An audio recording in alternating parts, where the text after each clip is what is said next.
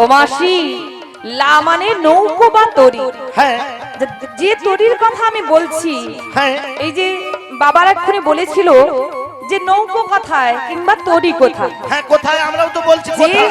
লা নিয়ে আমি ঘাটে এসেছি মাসি, হ্যাঁ সেটা যে সে তরি ন, তবে সেটা কোন তরি জানো? বলো না।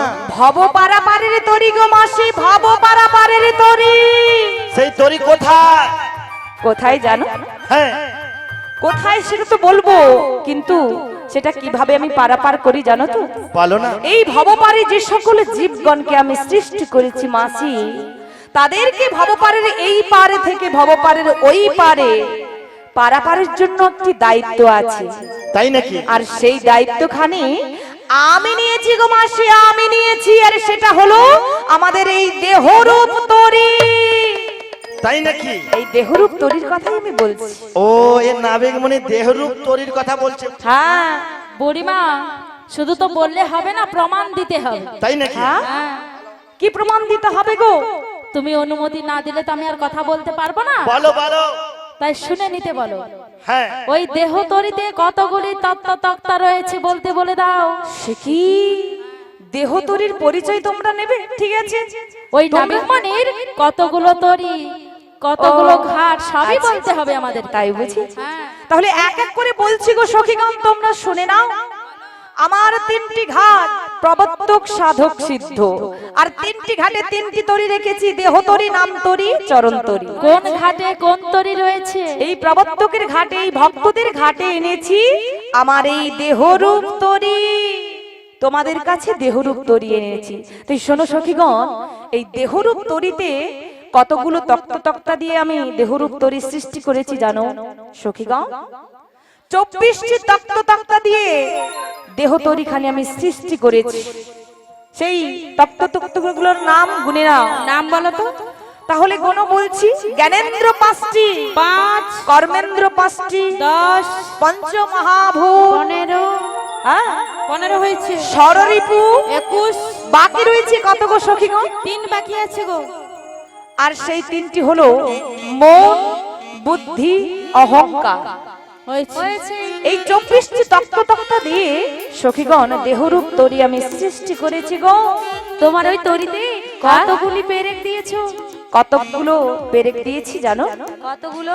শোনো শোনো, এই আকাশের নক্ষত্র মণ্ডলী যেভাবে বাবা কোনোদিনও গোনা সম্ভব হয় না, কিংবা ওই 1 কিলো সর্ষের দানাকে দিয়ে দেওয়া হয় যদি আপনাদের, আপনারা গুনতে পারবেন?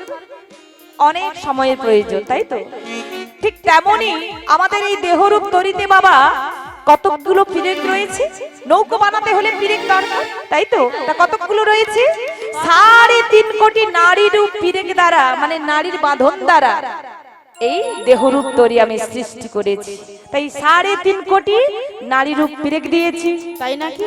হ্যাঁ, এবার বলো তো নাবিকমণি, ওই তরিতে মাঝি কে গো, আর দাড়ি কতজন দাঁড় টানছে?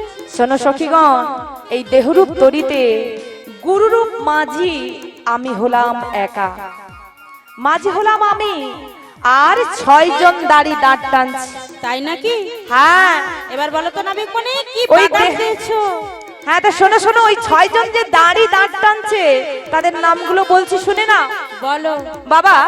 এই দেহতরিতে 6 জন দাড়ি যারা রয়েছে, যাদের জন্য কৃষ্ণ সাধন ভজন হয় না বাবা, বারে বারে বাধা দিচ্ছে, সেগুলো হচ্ছে কি 6টি রিপু, তাই তো? 6টি রিপু, কাম, ক্রোধ, লোভ, মোহ, মদ, মাশ্চর্য। এগুলোর জন্য কৃষ্ণ সাধন ভজন হচ্ছে না, তাই তো? তাই ওই 6 জন দাড়িকে, হ্যাঁ, দাঁড় টানছে যে আমি একাই ওদেরকে পরিচালনা করছি, বুঝতে পারলে সখীরা? তাই বুঝি। হ্যাঁ, এবার বলো, বাদামটা কি দিয়েছো গো? এই দেহরূপ তরিতে বাবা বাদামটি দিয়েছি।